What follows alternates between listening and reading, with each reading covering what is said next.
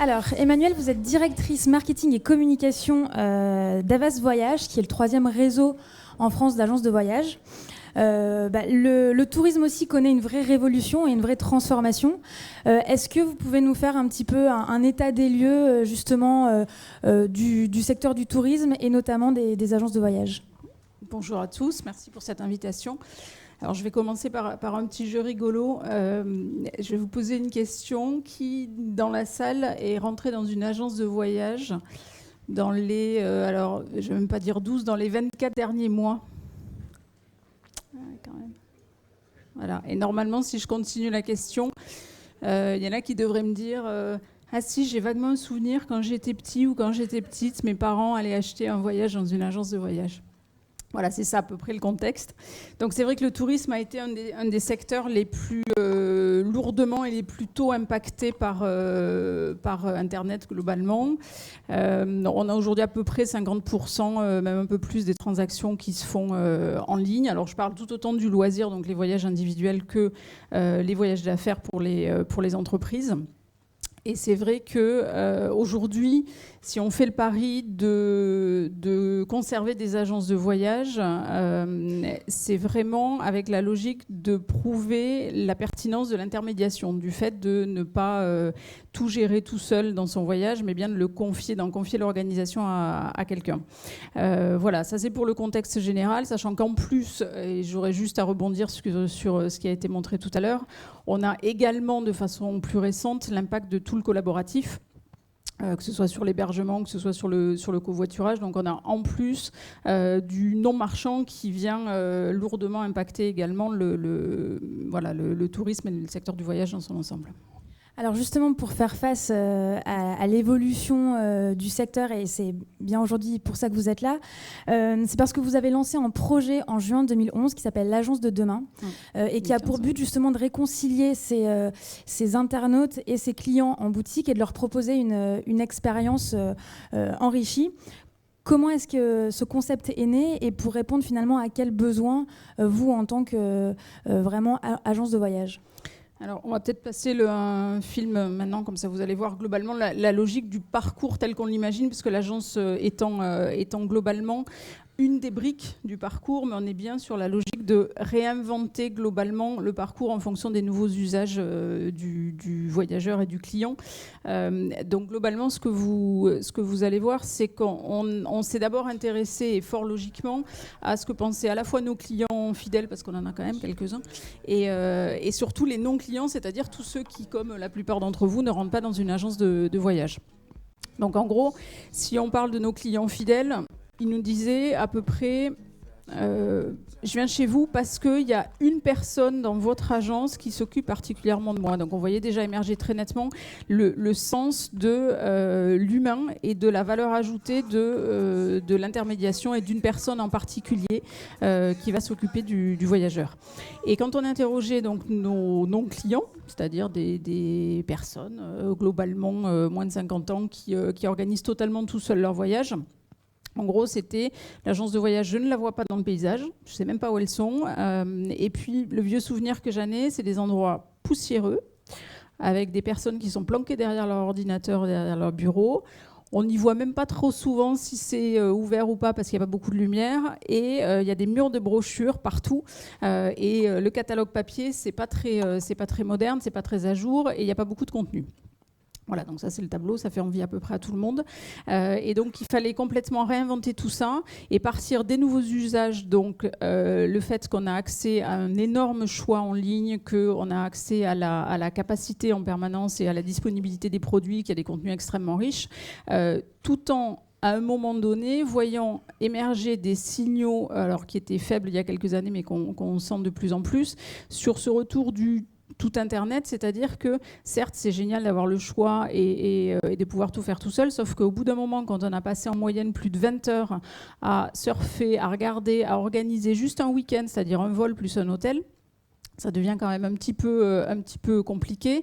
Et on a un enjeu de choix qui est assez difficile parce qu'un voyage, c'est pas juste chercher le meilleur prix ou est-ce que je vais partir pour le moins cher possible.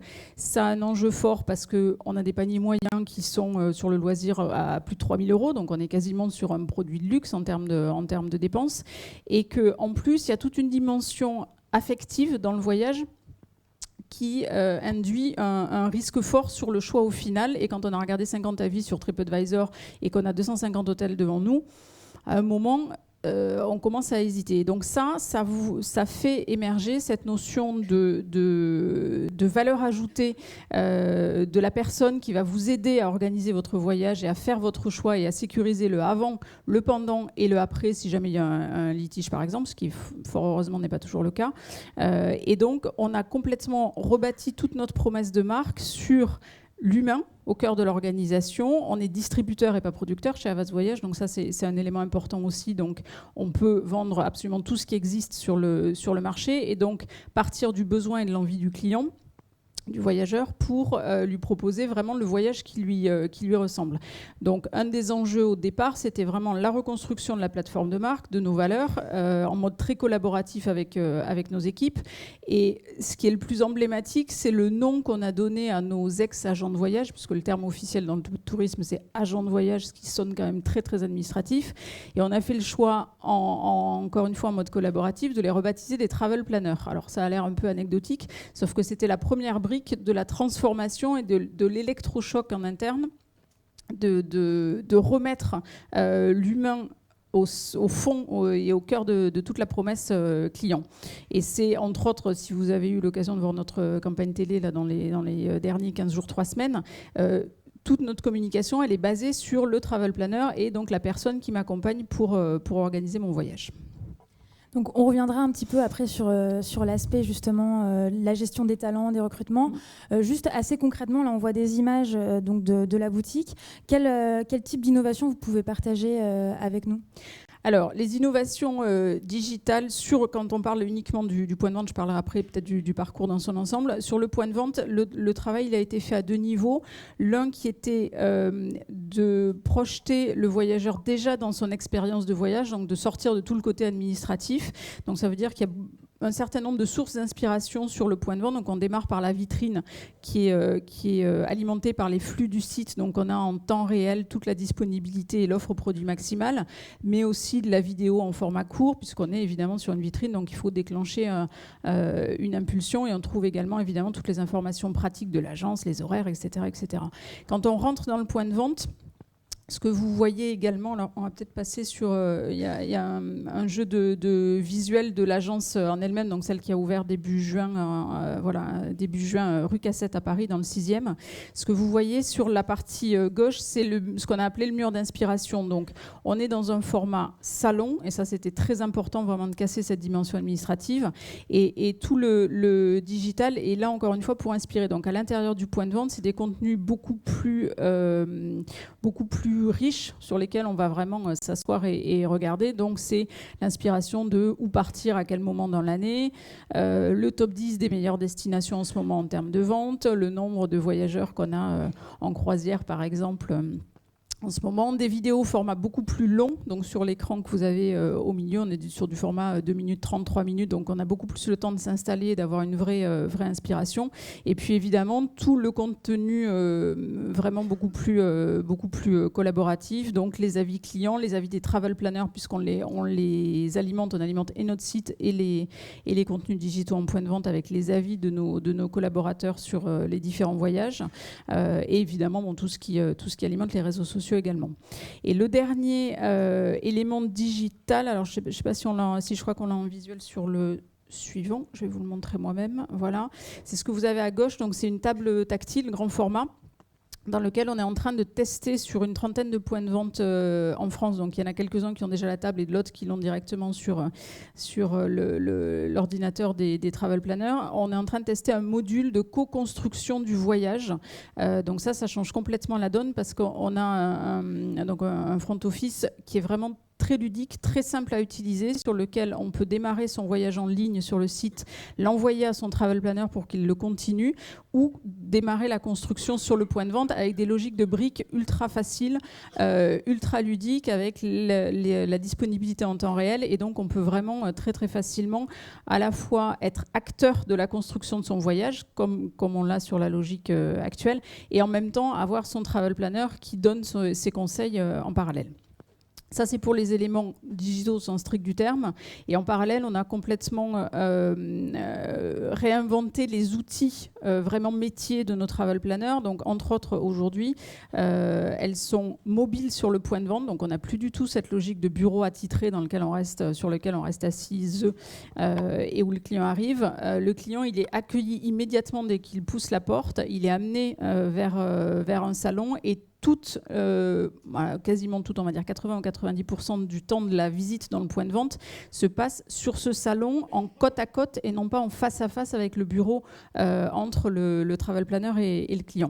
Et donc le fait d'utiliser des tablettes, bien évidemment, permet cette mobilité et permet également là aussi de partager du contenu et d'aller faire quasiment l'intégralité de la phase découverte, de la consultation de la fiche client, de la proposition et de la transaction finale et de la réservation sur ce type de support.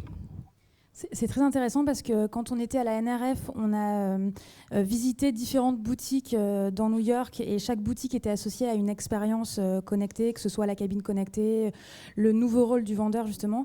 Et en fait, on retrouve bien ici toutes les expériences qu'on a pu voir dans chacune des boutiques. Ici, on les retrouve toutes dans une même agence. Et justement, ce qui est intéressant aussi de comprendre, c'est comment est-ce que derrière, vous avez embarqué les salariés, comment est-ce que vous les avez accompagnés, parce que c'est pas évident non plus de passer d'une personne qui vend des billets d'avion ou des nuits d'hôtel à quelqu'un qui va conseiller, qui va avoir des interactions avec le digital, qui va pouvoir suivre le parcours client. Comment est-ce que vous avez mis en place cette formation et est-ce que vous avez recruté de nouveaux talents, des profils plus spécifiques ? Alors, pour simplifier, c'est vraiment le facteur clé du succès. Pour nous, en tout cas, vu notre promesse et le fait qu'encore une fois, on vend du service en priorité, c'est vraiment les collaborateurs, les facteurs clés du succès. Donc, on les a embarqués dès le début et ce que j'expliquais tout à l'heure dès 2012, la plateforme de marque, les valeurs et leur mise en avant en tant qu'élément de la promesse client. Et c'est vrai que le concept, il a été élaboré avec des collaborateurs aussi. Dès le début, on a pris en compte leurs éventuelles contraintes métiers ou outils, tout en travaillant les outils en parallèle, évidemment, et leur feedback de ce que des réactions des clients ou des habitudes des clients, tout en les poussant, bien évidemment. Donc, il y a toujours la logique de choisir les collaborateurs qui sont les plus aptes à la transformation, mais dans ces groupes de travail, mais tout en les poussant au maximum sur ce qu'on pouvait imaginer en termes d'innovation. Et quand on parle de ce point de vente-là, donc le point de vente pilote qui maintenant a un peu plus de 6 mois, on a organisé une équipe avec une manager en particulier. Le rôle du manager du point de vente est plus que primordial, qui avait capacité à tenir ce rôle de pilote. Donc ça veut dire être coactrice de tous les scénarios clients et de la façon dont on allait accueillir les clients et les servir. On a essayé d'en écrire le maximum et par nature et fort heureusement, on n'a jamais imaginé tous les profils clients ou tous les cas qui pouvaient se présenter. Donc ça veut dire que les équipes ont la main pour, à partir de l'ouverture, aller inventer leur histoire avec leurs clients dans un cadre bien défini qui est la valorisation de l'expérience sur le point de vente.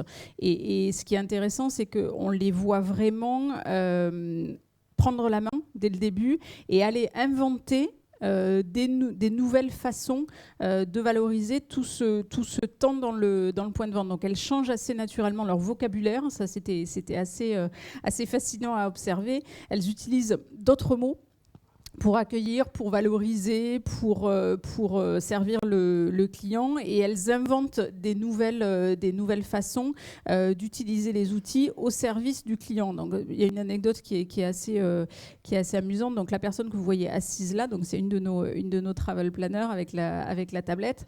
Et pour faire simple et sans caricature aucune, c'était peut-être le profil dans l'équipe sur lequel on avait le plus de vigilance, parce que c'est une personne qui, avant de démarrer le projet, n'avait jamais touché à une tablette. Donc on se disait, oula, ça va peut-être pas être forcément super simple. Donc elle a vraiment joué le jeu, elle y est allée à fond, elle a plongé dans la piscine le premier jour et en fait là dès le 3e ou 4e jour, on a un client qui est rentré dans l'agence et qui est venu donner son débrief de retour de voyage, comme ça arrive assez souvent. Et de toute façon, nous, on les appelle pour savoir comment s'est passé le voyage. Et donc, souvent, ils viennent dans l'agence pour le raconter. Et elle a commencé à discuter avec ce client. Et à un moment, alors que c'était absolument pas prévu dans les scénarios, elle l'a arrêté, elle lui a dit attendez, je vais prendre ma tablette et je vais noter directement sur ma tablette tout ce que vous me dites, comme ça on va pouvoir l'injecter directement dans le mur d'images que vous voyez ici en tant qu'avis client. Donc ça, c'était vraiment un exemple qu'on a trouvé assez marquant parce que ça faisait absolument pas partie de ce qu'on leur avait demandé de mettre en place, au moins dans un premier temps. Et qu'assez naturellement, elle était dans la logique de à la fois valoriser l'effort que ce client avait fait de venir en personne nous raconter son voyage et en même temps d'aller alimenter toutes les sources d'informations sur le point de vente. Donc en résumé, c'est vraiment l'enjeu majeur. Et sur la question des nouveaux recrutements, on est plus dans la logique d'aller recruter des profils maintenant beaucoup plus dans la vente que dans la technicité, puisque c'est vrai que les BTS tourisme, par exemple, sont beaucoup plus centrés sur la technicité et est-ce qu'on est capable d'utiliser les outils et les plateformes de réservation aérienne, entre autres.